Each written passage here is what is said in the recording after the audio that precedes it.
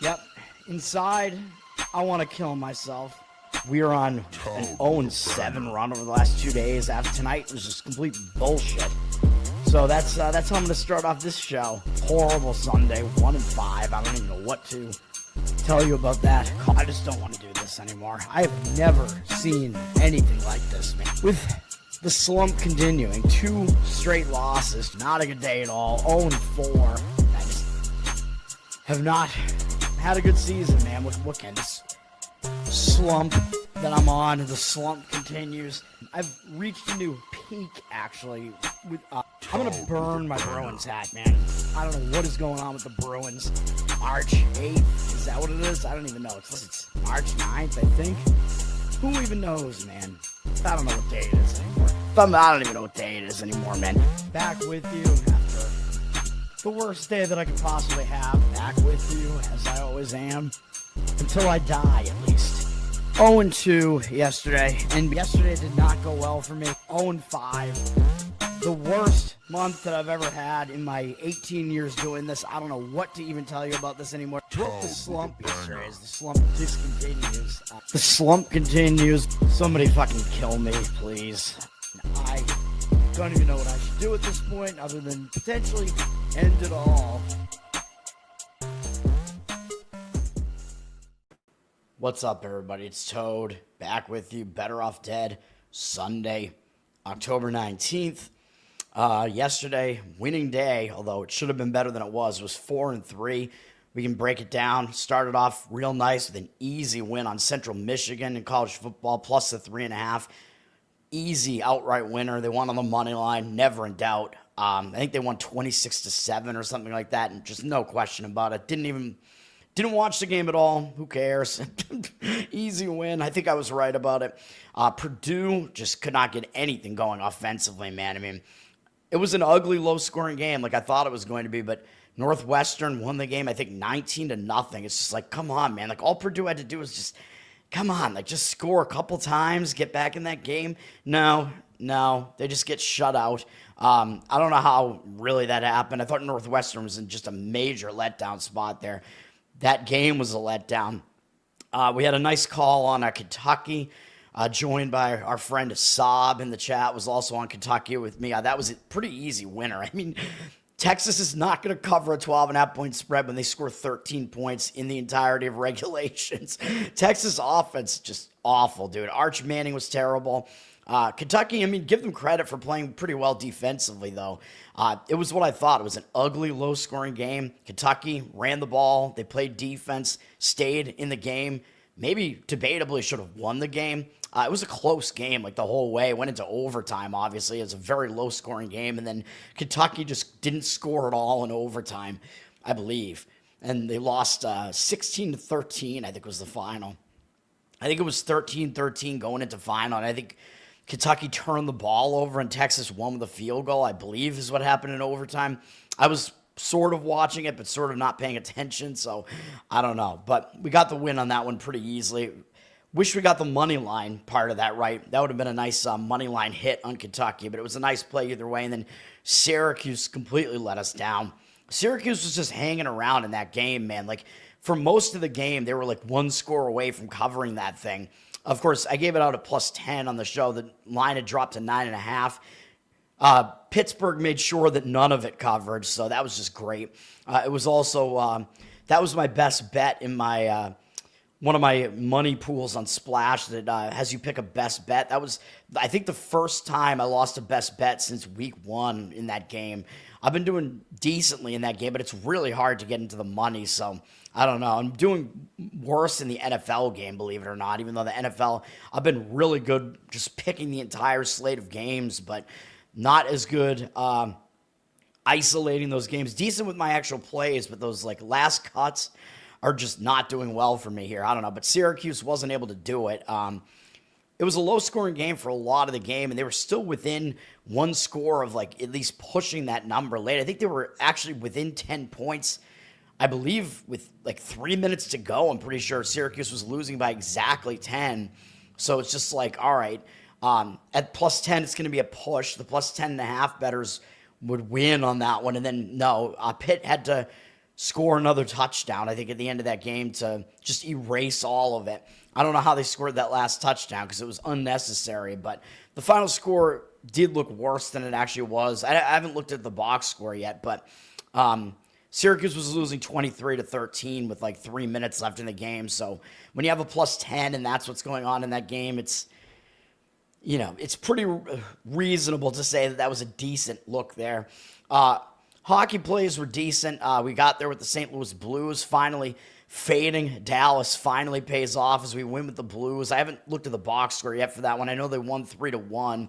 And then the Columbus Blue Jackets came from behind 2-1 and won for us 3-2. So my top two hockey plays both hit yesterday, even though I wasn't in love with them, really. I mean, I was just like, those were like kind of the market read, just kind of like was the clinching factor for me on those two. But those were nice wins. And then I feel like maybe we should have gotten the win on the third hockey game too with the LA Kings, man. I'm not happy about that. They were down 3-0, and at that point it's just like, just lose the game, man. Like, don't give me any hope. But we had the Kings as a nice money line underdog here, and what did they do? They came all the way back and they tied it. The game was like statistically pretty close. Although I think LA did, lose the face-off battle though, and I think they were the less physical team in the game. I think they had more shots, but that's probably because they were behind. So, yeah, I mean, maybe they did get outplayed a bit, but you have them as an underdog at home, and it's a tied game at the end of regulation. Seems like it was kind of the right side in a way, at least as far as the fact that they were in that game right until the end, and then they lose like a minute and a half into overtime. Brutal. Absolutely brutal. Don't get my hopes up, man. On No Kings Day, the Kings don't get there for us, so isn't that great? I'm pissed about that. Florida Panthers, yeah, I mean, I believe I said I leaned against the Panthers in that one. I wasn't very strong on that one, but I kind of leaned to Buffalo in that one. I'm kind of surprised it was I think it was a blowout win for Buffalo. What's up, Jeffrey? You played the NHL plays that I had. Yeah, my top two plays both hit, but the Kings one was a little bit, that one just kind of pissed me off, man. Like, that was a late decision, just looking at the strength of schedule and thinking, yeah, I mean, it seemed like a spot where maybe Carolina wasn't going to, like, have their full effort there. And by the way, both of those teams in that game went with their second-string goalie. Like, I thought Kemper might be back in net for LA in that one. He was not. LA used Forsberg in net, and Bussy was in net for Carolina. And that was, so both teams had their second string goalie in that one, which I think that was, even with that being the case, I think that was more of a disadvantage to Carolina because Anderson is a really good goalie. So the drop off from him to Bussy, I think is a pretty big drop off. I'm never going to be able to say that guy's name, dude. Is it Bussy or Bussy? I don't know. I'm going to call him Bussy. LA did not slip it into Bussy's net enough. They didn't get it past the Bussy. They skipped the Bussy too many times. Let's get into today. I gave out my NFL plays last night on the show, so you can check that out. There's still time, although the stupid London game is in action right now. I do not have a play on that game. I gave out a slight lean on the Jaguars plus the points in that one just because they have the London experience and they traveled way earlier in the week. The late money looked like it was coming in on the Rams, though, so I don't know what to think about that game. And Nakua injured, by the way. Let's talk about Major League Baseball for today. There is one game in the ALCS. Seattle leads the series now 3-2. The road team has won every game in the series except Game 5, which Seattle won at home. This is the same pitching matchup that happened in Game 2, which was a 10-3 Seattle win. Do I expect that to be the case again in this game? No, I don't. And the odds makers are telling you to not think that way either because the total is pretty low. It's 7.5. It is headed towards 8, but 91% of tickets on the over, 80% of the cash on the over. So it's a very public over with, I guess, people thinking we like these two offenses. People see most of the games of the series have kind of been higher scoring than you would think. Odds makers kind of pushing back against that, though, and thinking, like, telling you that maybe we won't have as high scoring a game here. We do have rested bullpens. I think Seattle does have the better of the two bullpens. Starting pitching, I do think is an edge for Toronto in this game, though. Logan Gilbert is pitching for Seattle, and yeah, he has been one of their better pitchers. 3.44 ERA, 1.03 WHIP on the season. Good stuff on the season, but he has not been good on the road. 4.74 road ERA. And by the way, Toronto is much better at home. I know they're 0-2 at home in the series, but they were much better at home than on the road, and they will finish the series at home here. So, if they win this game, they'll send it to a deciding Game 7 at home. Gilbert went only 3 innings in his outing against Toronto. He's pitched 3 times in the playoffs now, but they didn't really have him go long in his last couple outings. He made a full start, basically, against Detroit the first time out. Pitched really well. He pitched well in both outings against Detroit. He came out of the bullpen, actually, against Detroit in the 15-inning game that was the deciding game against Detroit. 2 scoreless innings in that one, after he went 6 innings, allowing 1 run against Detroit in the first outing of the playoffs for him. Last outing wasn't as good, though. He only lasted 3 innings. He allowed 2 earned runs, an unearned run, 5 hits, 2 strikeouts, 1 walk. So Toronto was able to get to him a little bit last time out. He only threw 58 pitches, though, so he will be pretty rested coming into this one after not throwing that many pitches in that last outing. So at least there is that if you want some positive with Gilbert, because there are a lot of negatives with him against Toronto, including the fact that Toronto generally does hit him well. And 101 career at-bats, 20-7 strikeout walk ratio is not a great ratio for him. 307 batting average allowed and 847 OPS allowed. So Gilbert, he's not been very good against Toronto. So that is another drawback with Gilbert. You think Savage got some coaching? Yeah, maybe. I think they need to fix some things potentially with him, because it seemed like Seattle somewhat figured him out a little bit in that game. Trey Savage is pitching in this one. 3.21 ERA in the season for him. 1.43 WHIP is definitely too high, but he didn't pitch that much. I think he only had 3 major league starts during the season, which does mean he's fresh. He's not going to be worn out. And his 4th major league start, I think, was his first playoff start, which is just crazy. He had a 0 ERA at home this season, which was, of course, not including the playoffs, though, because he did allow a bunch of runs in the playoffs. He had a really good start to start his playoff career against the Yankees, with 11 strikeouts in 5 1/3, no-hit innings against the Yankees. Great start for him in that one. I think maybe he was in a little bit of a letdown spot, though, because that was just such a huge, emotional start. His parents were there. He obviously, I think he didn't want to be taken out of the game, but, he was kind of just you could see his reaction where he just kind of knew, it makes sense. They're going to take me out. We got to try to win the World Series here. I think maybe he was in a letdown mode after that. That was an enormous start for him, and he did not do well against Seattle. 4 innings pitched, 5 earned runs, 3 walks, 4 strikeouts. Gave up a home run, 4 hits in that one, which was still that 10-3 win because Gilbert was on the other side against him. And then the Seattle bullpen really did not do well in that game. I kind of expect both pitchers to actually do a little bit better this time out. I do think Savage will be better in this one. Maybe the coaching, but maybe I think, there are probably some things to fix, but I think he was also in a letdown spot in that one. It's going to mean that his numbers against Seattle don't look good, because that was the only time Seattle faced him. 16 at-bats, 4 strikeouts, 3 walks, as we already talked about. 250 average, allowed 838 OPS, so the OPS is a little bit high. The average still isn't really that high, though. So, Savage, it's not all bad for him. But the one other negative is that he went into that game being an unknown to Seattle, and that usually is the advantage to the really good young pitcher, is that first time they face an offense, the offense has to figure him out in a real game when they've never seen him before. So the fact that Seattle has now seen him before, that kind of takes that advantage away from Savage here. So that's a little bit of an issue, although I do kind of expect him to pitch better than he did in that. Could he really pitch worse than he did in that other one? Not really. He's so good that I think he's going to improve on his last start. It's just a matter of how drastic is that improvement going to be. I don't know, but he's still a tall guy. He still has that overarm arm angle where he throws from a release point of 7 feet in the air, which is one of the craziest high release points that any pitcher has. He's still got some nasty like moving pitches along with a really like hard high 90s fastball. So, yeah, he's still got nasty stuff. More hits, fewer strikeouts.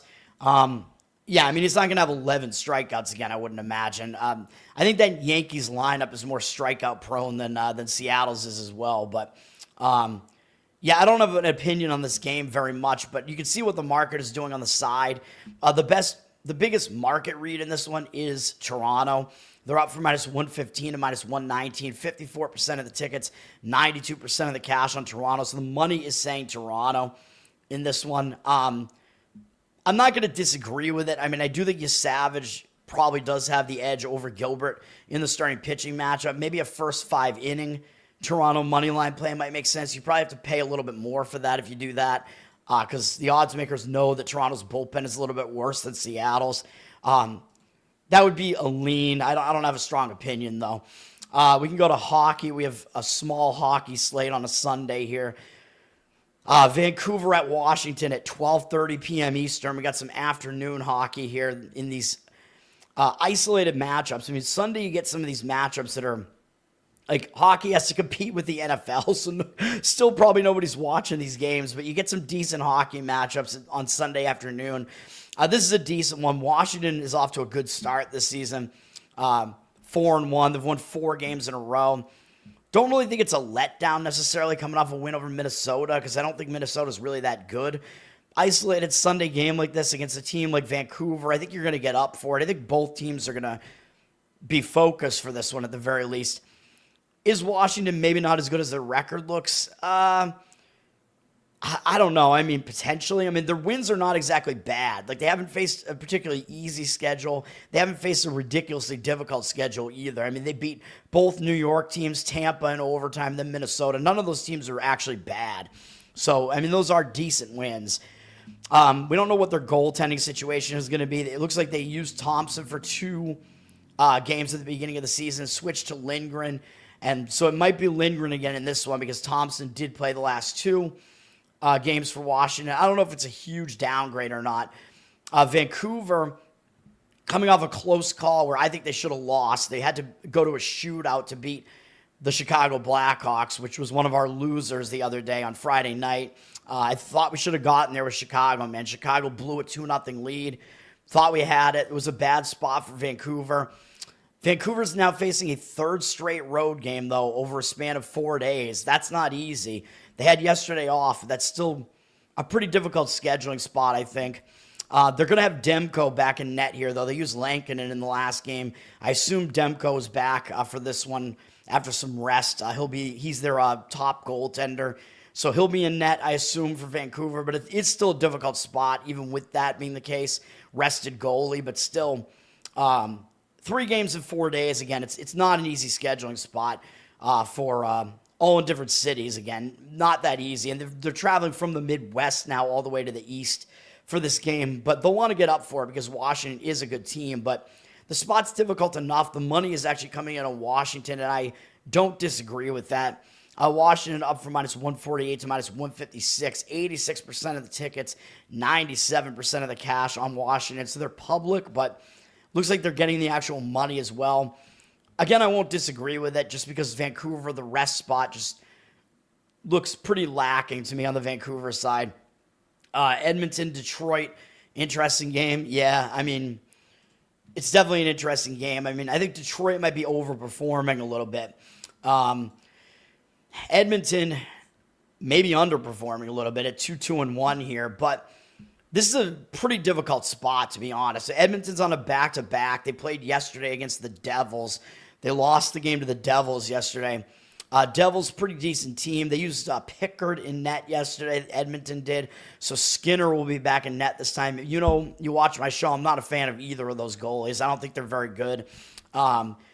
Difficult spot, man. It's a back-to-back, a 3rd game in 4 days, and a 4th game in 6 days. Not all in different cities because 2 of them were in New York, and one of them was in New Jersey. So, I mean, that kind of limits the travel a little bit, but it's still 4 different arenas, and now they're having to travel from New York to Detroit with no time off.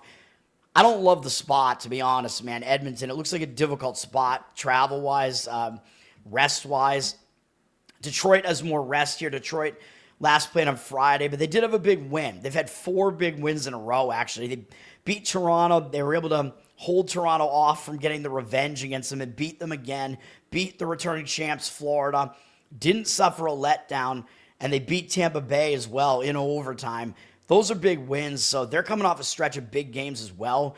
So their spot isn't that great either. They will have Talbot back in net here, so both teams are going to have their starting goalie back in net here, their top goaltender, I should say, because Gibson was in net last time for the Red Wings, and he wasn't even bad. Difficult spot. Both teams have their top goalie back in this one. The money's coming in on Edmonton. They're down from -140 to -134, but 62% of tickets, 84% of the cash coming on in Edmonton. Man, it's a difficult read. I mean, I think both teams in difficult spots. You could argue that Detroit's record maybe is a little bit misleading. Maybe they're not quite as good as their record looks. Maybe Edmonton's a little bit better than their record looks. Edmonton's coming off another loss. Detroit's coming off some pretty big wins, but this is still a big game, I think, for both teams. And Edmonton is just in such a difficult rest spot, dude. I would have to lean to Detroit as a money line underdog here at home, but it's not a strong opinion for me, but that's the way that I would lean in that one towards Detroit. I don't know if that information's helpful at all, but I don't like these games today at all. I'm not going to have a play on any of these. I'll talk about all of them just because they're all isolated, and then I'll do the final NFL read, and then I'll get out of here. Anaheim just had a game. They lost at home to Carolina. I mean, as expected, Carolina's one of the best teams. Anaheim's had 2 days off now, and now they're traveling to Chicago. I think it's a decent focus spot, actually, for Anaheim here, because when a team loses at home, one of the best things they can do is actually just leave. Just go out on the road. You don't have to listen to what the media is saying, whatever. Just go out on the road, focus on hockey. They have 2 days off. I think it's a decent spot for Anaheim. It's a positive spot. Don't know which goalie they're going to use in this game. I don't know if it matters that much, although Mrazek was actually really bad in their game against San Jose. So probably you'd prefer, if you like Anaheim, you'd prefer it's Dorsal Finn. No, I don't even know. I don't know how you pronounce his name. You'd probably prefer that it's him in net, though, because he is their better goalie, and it might be him with 2 days off. They might go with him again here. The Blackhawks, I think, are in a bit of a worse spot because they had that big game, man, where they almost were able to beat Vancouver 2 nights ago.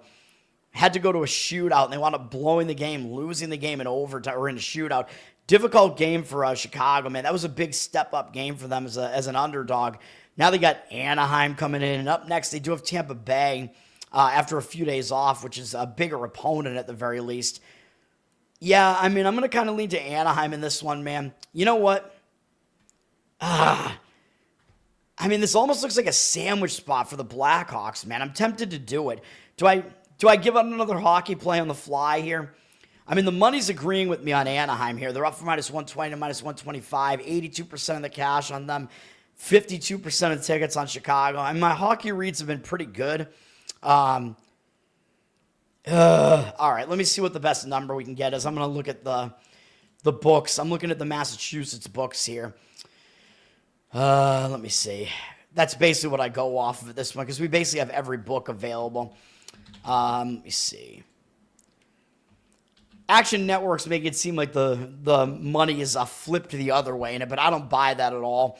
-125 is the best we can do on it. So you do have to pay a little bit of a price for it. But yeah, you know what? Let's do it. We'll add a hockey play. It's going to be in the night slate here. We're going to go with Anaheim -125. I think it's a sandwich spot for Chicago. I don't love the spot. So we'll go with Anaheim there in that one. I think it's definitely a more positive spot for Anaheim. And for Chicago, we don't know who their goalie is going to be. I mean, I could go look and see who the projected starters are. Knight is their better goalie. It's probably going to be him again because he's only played one game in a row right now. He played their last game against Vancouver. Usually they haven't played multiple in a row, so it is probably Knight again in net here. He is their better goalie, but we'll still do it. I think it's a bad spot for Chicago. And then my Boston Bruins, after a 3-0 start, they're 3-3 now, and I mean, they've had some difficult opponents here, though. At Vegas, and they played pretty close, somewhat. At Colorado, and those are good teams. can't really blame the Bruins for losing those games on the road to better teams, but either the Bruins are getting very disrespected in the market or Utah is getting a lot of respect for some unknown reason. It seems like Utah is just a heavy favorite in all these games at home, and I don't really understand why. I don't think Utah is really that good. The Bruins, not very good either. I don't think it's a good spot for the Bruins, though. It's a back-to-back. They played Colorado yesterday. I know they lost pretty badly, but the Bruins are probably going with Korpisalo in net here, who was their worst goalie. Swayman played the last 2 games, and he was not great in those 2 games either. Korpisalo, actually, he might even be part of the reason why Utah's favored by so much, because that'll shift the line at least a little bit more. And after this Utah game to finish off the road trip where the Bruins are having to play 3 games in 4 days, all in different cities, very difficult, playing 2 games in a row in high elevation. They got to come back home on Tuesday, and on Tuesday they got to play Florida, that's always a big game against Florida, man. I mean, Florida's the team that eliminated them from the playoffs 2 years in a row prior to the Bruins not even making the playoffs last year. Yeah, it's a bad spot, man. It sets up a lot better for Utah in this one. Utah coming off a pretty easy win over San Jose where they really didn't have to expend much energy, and they didn't play yesterday either, and they're staying at home, so it's a pretty bad spot for the Bruins. I think a lot of that is being factored into the line, though, and is why part of the reason why Utah is favored that heavily. You're probably going to get Vanacek in net for Utah. Vejmelka has been their top of their 2 goalies. He's the one they use as their number 1 goalie. Vanacek is a little bit worse, and one of their losses was the game where they did have Vanacek in net against Chicago. It'll probably be him, the 2 Vs. But I don't think it matters, even if it is Vanacek. I think Utah is the right side in this game, but you got to lay a mammoth price on Utah. They're down from -220 to -210, 71% of tickets, 93% of the cash on them, though. If you wanted Utah in this game, I would go Utah to win in regulation. You could go with the puck line as well because they are at home. You could go with Utah minus the 1.5 goals to try to get over that. You'll probably get that at an underdog price if you actually do that because there aren't a lot of goals scored in hockey. So I'm kind of shifting my views on how to play. Like I would usually recommend like a split play sometimes, like use like an odds calculator to figure out how to make your own -1 puck line. You have a little bit of money on the -1.5 puck line and the other amount on the money line and try to make your own line that way. But to win in regulation is usually a pretty decent price that gets that price down to a more reasonable money line price on that team. So that's probably what I would do with Utah. I would go Utah in regulation in that one. I'm not buying the market read numbers. In the NFL today, I'm not. Like my best bet in the NFL is going against a market read. Yeah, I mean, as far as the market read, I usually will lean to the market read. In this case, I agree with the Washington one. I agree with the Anaheim one, obviously. I agree with the Utah one. The only one I disagree with is Edmonton, Detroit, just as far as where the cash percentage is. I mean, you don't want to always agree with the market read, although the market read does tell you more info than most info. Like, it tells you more than what most info will tell you, I guess. I don't know what a better way of phrasing that is, but you know what I mean. Like, the market read is telling you, like, it's a compilation of what's going on in the market. So in that one number, there's a lot of information in there that's basically telling you, hey, this is where the bigger bets are. So this is where more of the professional money is. So it definitely does matter. But also, you got to take it with a little bit of a grain of salt, too, based on, like, what this site is doing, like, pregame. Where are they sourcing these numbers? This is a free tool. They used to list the books that they were taking into account here, and now they don't list that anymore, I don't think, but I kind of know what they are. It's like all the major Vegas casinos. I think they are including the online, like the big online players now, but they're also including like those sharp online books, like the offshore books. So I still think this is a better view of the market than any of the other ones that I've seen. As well, for free tools, this is like by far the best. But I've used like some of the paid tools before, like Don Best. I have Action Network because I use it to track my plays, but their tool that's similar to this, even though it's part of the paid, It's part of paying for Action Network. I don't like their tool. I kind of like their like market signal part of it, but I don't like their market percentages part of the tool. I think this is actually a way better way to read it. So that's just the way that I do things. I'm old school though. But I just think that Action Networks is too skewed towards just the big online books, and it doesn't give you a good representation of where the professional money actually is, whereas this does, because this is including all those sharp books, if that makes sense. All right. And then NFL, I do have best bets in the NFL, so let's show the best bets graphic. It'll be the best bets segment. We'll do the final NFL market read, and then I'll leave. Once again, the best bets today. I gave out Anaheim in hockey at -125. NFL, you can go see my analysis. I'm going to put these out on Instagram very shortly too. But we're going to be on the New Orleans Saints +4.5. I think the best you can get on it is 4 now, but there's not much of a difference with that. So yeah, I think that's still fine to do that. Denver Broncos -7, although the line's starting to move towards Denver, man. So the late market movement does seem to agree with me, even though the market percentages don't look like they're in agreement with me. I just think this is a horrible spot for the Giants. It's a Philly cheesesteak sandwich. You can go see my analysis that I did on that last night or wait for my Instagram video on it. But if you want to lay Denver 7.5, you can do it. You could put Denver in a teaser, though, for sure. You could do a two-team 6-point teaser, and you can get Denver from 7.5. Find Denver either 7.5 or 8 and get them all the way down to 1.5 or 2 just to win the game. You just have to find another teaser leg to tie that in with.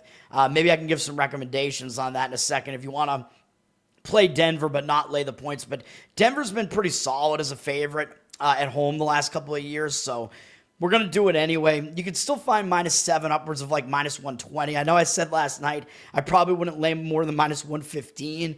On the -7, I would probably shift over to actually laying the -7.5, even though it is a key number. But maybe, I don't know. If you want to lay -7, -120, just to get it on that key number 7, I wouldn't beat you up over that either. If you want to lay the 7.5, you could do that too, because that's where the number is headed. I just think it's such a spot, man. I just don't want to give up the spot. Like, I think you got to find some way of playing this game. You know what I mean? If you want to play the Giants to go under their team total, that might be another way to look at it, because I think Denver's defense is going to be able to slow that Giant offense down. And then I'm also on San Francisco -1.5 or I think it's -2 at most places now, but that's not a significant difference. Or if you want to find 49ers money line, I think that's also fine. Those are the 3 plays. As far as great, and the Rams are already blowing out the Jaguars, so that's going to be an incorrect pick for me. That's great. Should have gone with the market read in that one. I didn't agree with it, though. I liked the Jags having the London familiarity coming off a loss, and the fact that the Jags were already in London almost a week earlier than the Rams were. Fuck that, I guess. Final market read on these.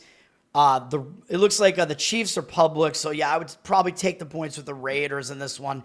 Market read is still saying money on the Browns. I do agree with the Browns on that side there.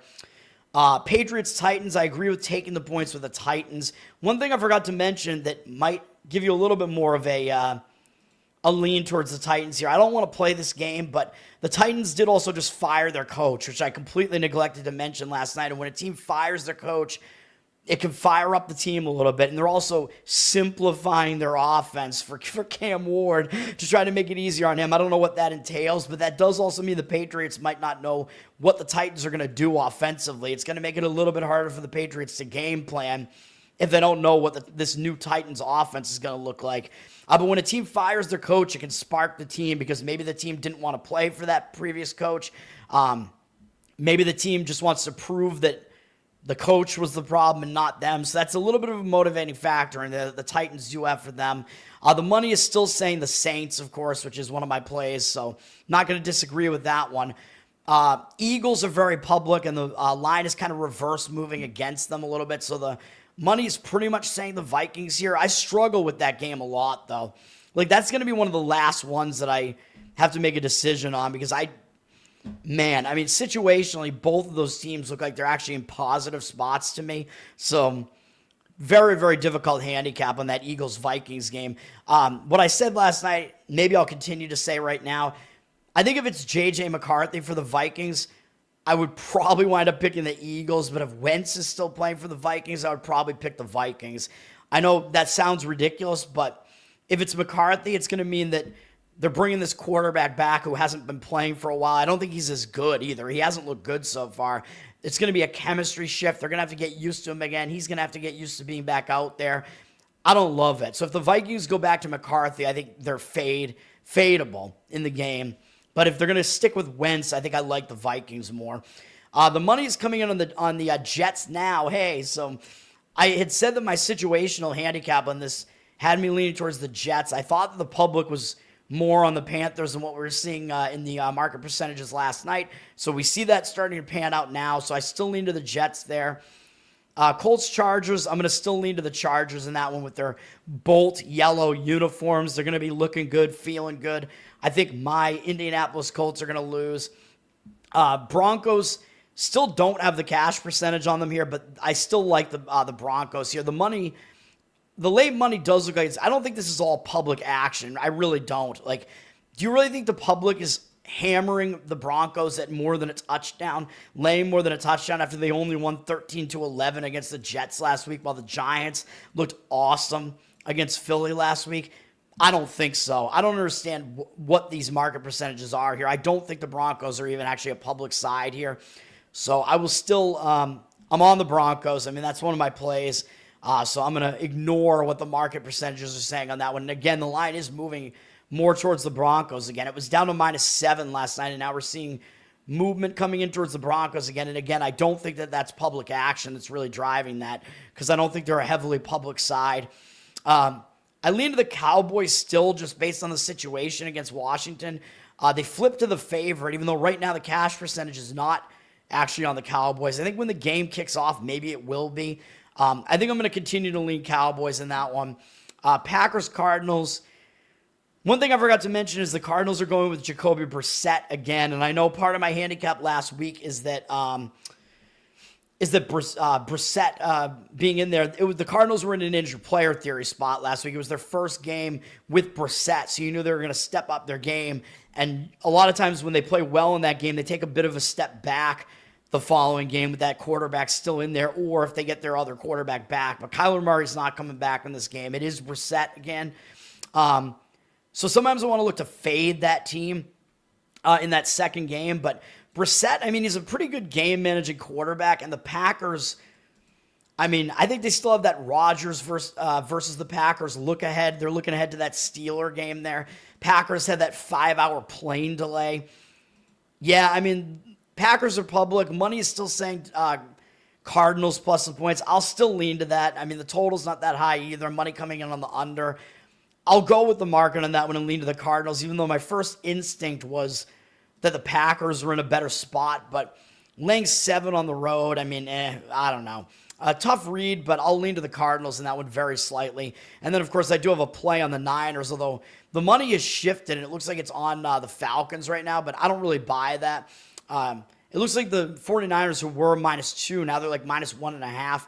So maybe there's some late money coming in on the Falcons, but I would not see why that's the case. I mean, it's not late yet. This game's not until tonight, so we'll see what the market starts doing late. But my situational read is that it's a really bad spot for Atlanta.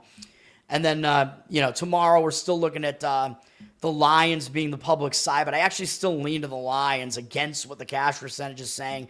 And against what the cash percentage is saying, I lean to the Texans as well in those 2 Monday night games for now. I mean, I'm going to talk about them again tomorrow, but those are the final leans. If you want a teaser tie-in with, if you want to tease the Broncos down, what would I tease with the Broncos? That is the question. Oh, boy. I mean, you could tease the Vikings up to like 8 or 8.5. I mean, I'm not sure the Eagles haven't been able to really blow anybody out this year. So maybe teasing the Vikings up isn't that bad of a move. It's a somewhat low total in that one. You could tease the Jets up to if you see the Jets out there at +1.5, you could actually tease the Jets up to +8.5.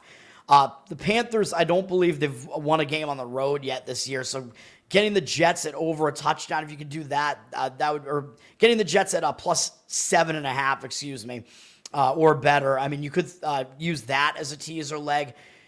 Yeah, I mean, those would probably be the ways that I would look there as far as the teasers are concerned.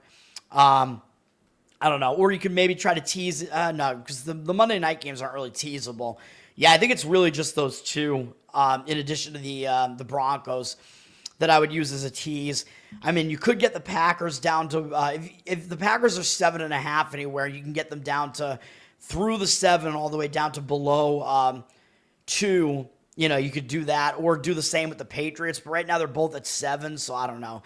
And I'm not really a huge fan of either of those sides. Probably more of a fan of the Packers side than the Patriots side. That's about it, I think. By the way, for Washington, they still have a lot of wide receiver injuries here. McLaurin is still out, and Deebo Samuel is still out. So Washington's still using like a mash unit of wide receivers there in that game. Washington, they've been a much better rushing attack than passing attack this year. The rushing attack is good, though, and the Cowboys' rush defense is not good. So, although I think it's probably still better than their pass defense, but I still lean to the Cowboys in that game. As bad as their defense is, I think Washington's offense is maybe,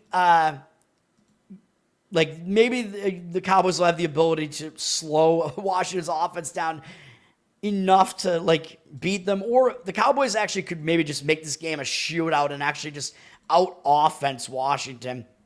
I don't know. I'm trying to think about like, I like the Cowboys based on the situation, but this is going to be a high scoring game. It's up to 54 on the total, although the money is saying to look towards the under in this game, but it is a high total. It's that way for a reason. Both defenses are terrible, but the Cowboys offense right now is actually better than Washington's. Cowboys are getting CeeDee Lamb back in this game too, by the way, which I forgot to mention. So the Cowboys, they're going to have their offense basically at full strength here, and that Cowboy offense, I think, is definitely better than Washington's offense.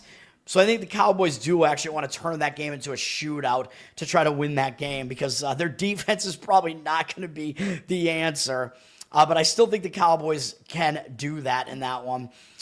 And I don't know. I had all these things in my head like, oh, shit, I forgot to mention this. Oh, shit, I forgot to mention this. I was going to mention fired coach spot for Tennessee. Brissett still playing for Arizona. Wide receiver injuries for Washington, and CeeDee Lamb coming back. So I think I got it all. All right. Yeah, cool. I think that's it. That's going to do it, man. Hopefully that's all some good info there. Yeah. Solid NFL picks. Thank you, sir. Well, hopefully they actually win. You're going to bail out with the Lions are tomorrow night. I don't like bailout situations, man. Like, don't force a play, like, just because you want to try to win money back. I mean, that's how you go more broke, basically. Like, that's how you have a tendency to lose more, because if it's not a strong opinion on that night game, my opinion is to just not do it. Just let it go. You had a losing day. Just keep doing what you do and move on to the next day. But I like the night game tonight. I like the 49ers in the Sunday night game. Tomorrow night is the Lions game, which I have a slight lean to the Lions, slight lean to the Texans, but I don't know, man. And originally I thought the Texans were the better of those two sides, but I don't know. Wentz, if he's playing, it's, revenge against his old team, I guess, but I think he's already played against the Eagles since then. Wentz has been around so long. I don't think that revenge spot matters. I think he's played against the Eagles probably multiple times since he's been gone from the Eagles. I don't even know if he really cares. Like, I don't remember how the Eagles wound up getting rid of him, but at this point, I don't know, man. I don't think that matters really at all. Jersey Mike's, Buffalo Wild Wings. What about I like some of the Buffalo Wild Wings waitresses around here. Jersey Mike's is the best sub chain, by the way. They actually have solid sandwiches. They make a nice Italian sub. If you get buried, you're going to bail out with the Lions. I would probably recommend against that. We'll see if there might be something else that's a better play tomorrow than the Monday night games. I haven't handicapped the rest of the slate. There's going to be hockey at the very least tomorrow, so there's probably at least one hockey play that's better than that. But don't try to bail yourself out, man. Like that's like one of the like mistakes that recreational bettors do, because they're playing on a game that might not be as strong, but they also try to get all their money back on one game, right? Like, oh shit, I lost $300 today. Let me try to win all of that back on one game. And then you're also betting too much on that one game. And of course, even if you handicap that one game really well, even if you think it is a strong play, which a lot of times they don't in this case, they don't even really assess the strength of the play. But even if it is like a strong play or whatever, there's still the risk of losing that. And you don't want to like put more on the game than what you can afford or whatever. So that's what I would say about that. Jeffrey, thanks for hanging out, man. That's going to do it. I got to get my Instagram videos up, get this thing out on audio. Peace out for now. I'll be back tomorrow morning with whatever's going on Monday. NBA starts on Tuesday. Going to be way too much to break down. And then college basketball is probably going to kill me. And I did really bad in college basketball last year, which is not good because I was really good with college basketball the 2 prior years. So I don't know what happened last year, but we'll be back. That's going to do it for now. Peace.